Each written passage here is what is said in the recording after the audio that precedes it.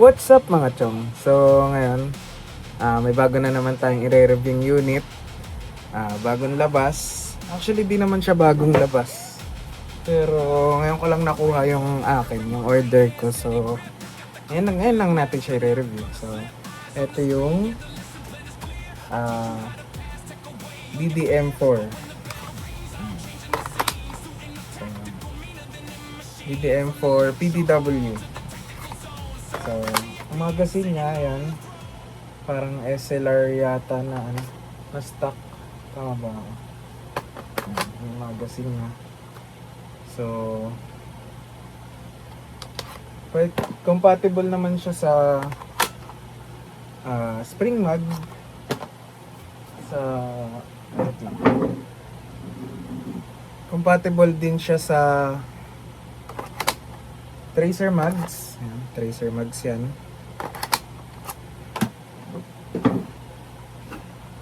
Compatible din siya sa metal mags.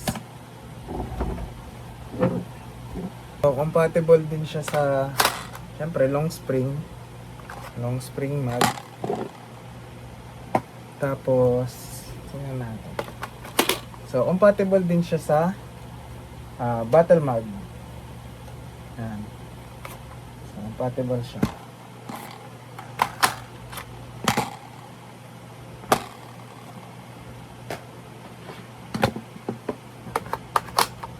So, ito hindi siya kasama sa package.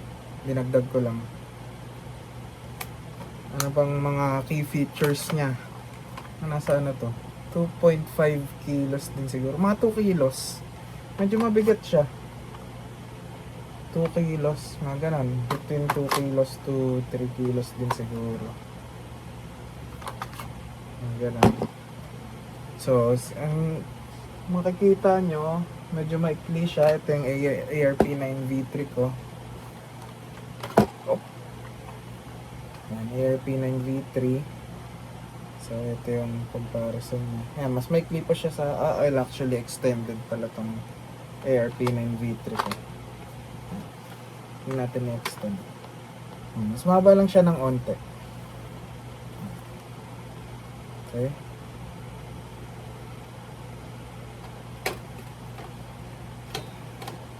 Na-extend na buttstock. Yan, na-extend siya. Paano siya tanggalin? Pilitin nyo lang to, dalawa yan. Pagka extend nyo lang, kahit yung isa lang. Yan. Ito.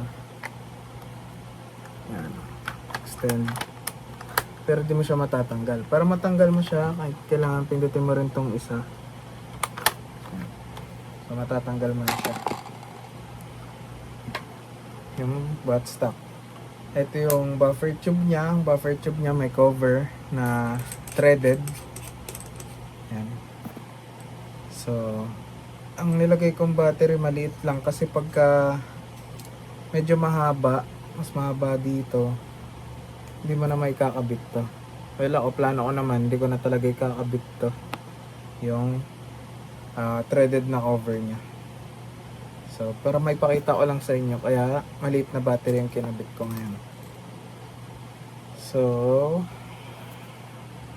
yan. Sarap natin. So, ewan ko kung wala talaga siyang prime. Pero yung sa akin wala siyang prime. Yung unit na natanggap ko, wala siyang prime. So, para mapaangat ko yung bala, pinabaril ko na lang siya. Fina-fire ko na lang ng siguro mga 1 second, 2 seconds lang. Angat naman agad yun. So, or, mas maganda, gumamit na lang kayo ng spring mags. Spring mags, diretso na. Mabilis lang umangat to. Ano pa? So, ito kasama na rin to. Itong hand stopper. Hand stopper na yan. Ito yung ano niya. So, may kasama na rin siyang hop up. Yan. Hindi siya, ewan ko kung built-in. I think hindi naman siya built-in. Pero, ito. Ito yung tsura niya. Yan. Metal siya. Metal hop up. Hindi ko alam kung built-in siya. Hindi ko pa nabubuksan to. So, pero kasama na siya. Nakakabit na siya pag bumili kayo ng TM4 PDW. So, ano pang kasama? Yan. So, may blowback din to. May blowback siya.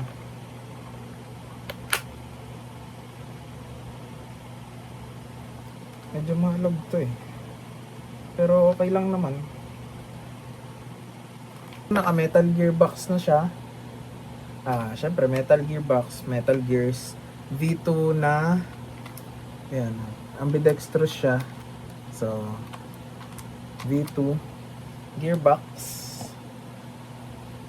V2 gearbox siya. So meaning split gearbox siya. Madali lang siya. Ito lang taas yung babaklasin mo.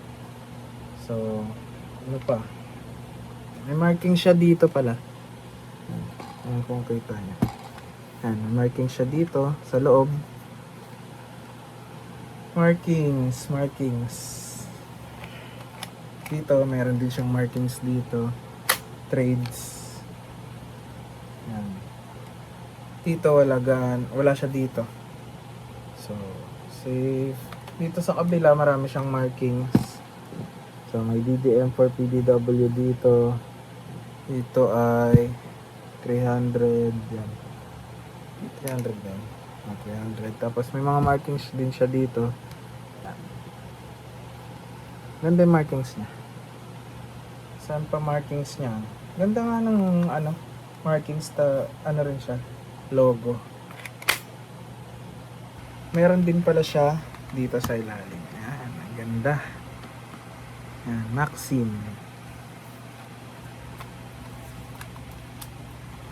Tapos, ang ganda ng markings niya dito, puti.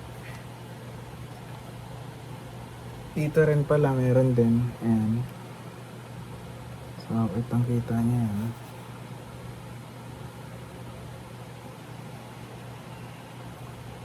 Dito sa buttstock niya, meron ding trades. Ayan. Meron din siyang trades. Yan, Maxim Defense. Yan, kita ba? Yan. Okay. So, balik natin to. Handguard.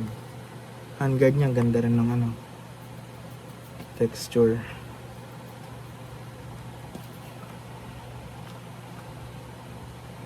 Yan lang naman. Standard lang naman to. V2 gearbox. Yan. So, punta na lang tayo doon tapos i-testing natin sa Chrono. So, ngayon, ito-testing na natin siya. Gagamitan natin siya ng 60N na Milky White. Yan. And then, gagamitin na natin tong spring mud para mabilis siya umakyat. So naka 11.1 volts na rin siya. And mamaya for fun, gagamitan natin siya ng tracer. Na nabili ko lang unbranded na tracer. So yan, nabili ko lang siya. So, yun lang. Let's go. So first test fire. Naka 60N lang siya, 60N na gel balls, wala mo ng tracer, 11.1 volts battery. So first test fire, firing.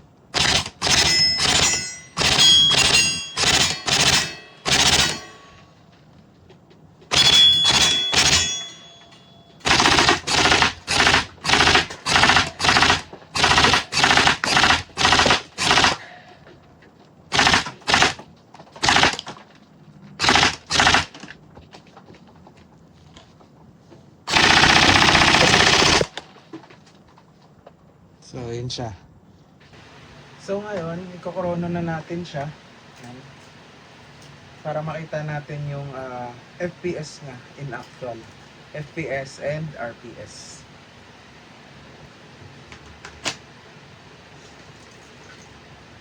So, yan. Buksan natin yung corona. Then, i-single shot muna natin siya. So, first test fire. So, firing.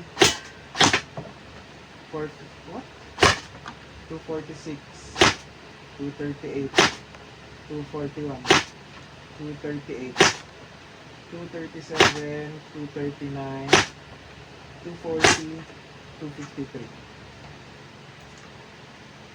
So, kung makikita nyo dito, yan, nag-average siya ng, may naligaw lang na max na 453 and minimum na 234, average niya 262.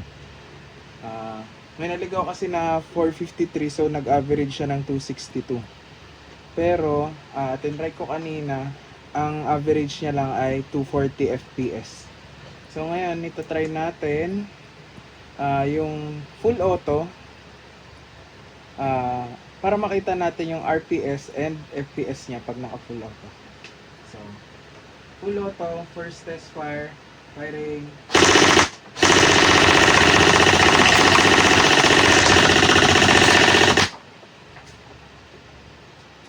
So, ang RPS niya ay 14.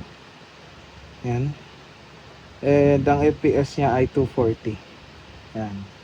So, try natin ulit kung same RPS lang and FPS. So, second test fire, full auto, firing.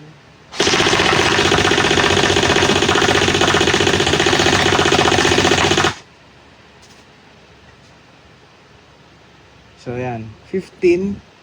So, ang tansya ko dito, mga 13 to 15 RPS siya. Yung approximately 13 to 15 RPS yung average na RPS niya. So, yung ano niya naman, nakalagay dito 247.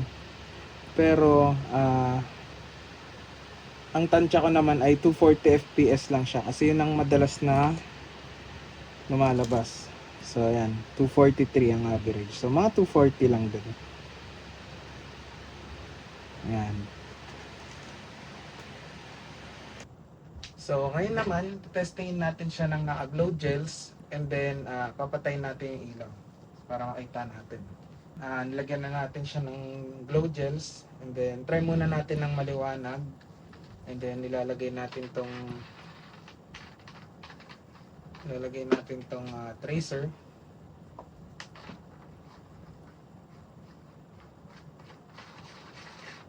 Yan. So, try muna natin ng may ilaw.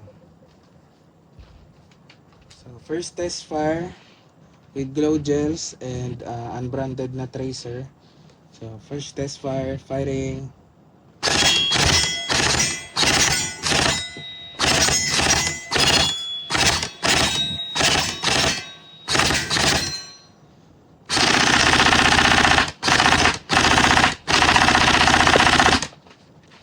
So, testingin natin na ang nakapatay yung ilaw.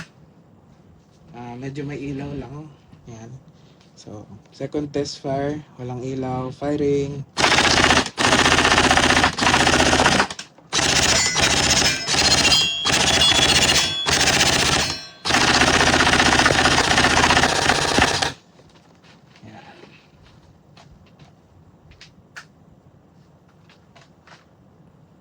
So, kung gusto niyo naman makakuha ng unit na ganito, DM4PDW, or kung may iba pa kayong unit na hinahanap, sana meron pang stock at maabutan nyo para magkaroon din kayo ng ganitong unit or kung ano mang gusto nyong unit kay Charles Gel Blaster and Toys. And kung gusto nyo naman magpa-repair and upgrade, pwede kayo mag-message kay The Gunsmith Artas. Pareho silang may Facebook page. So, nasa description naman yung link nila. And as always, kung gusto nyo makakita ng field test na ito, netong DDM4PDW, like, share, follow, and subscribe to Sir Rizzy FPS. Yun lang. Peace! But when the bell rings, I'm changing the scene, suiting up,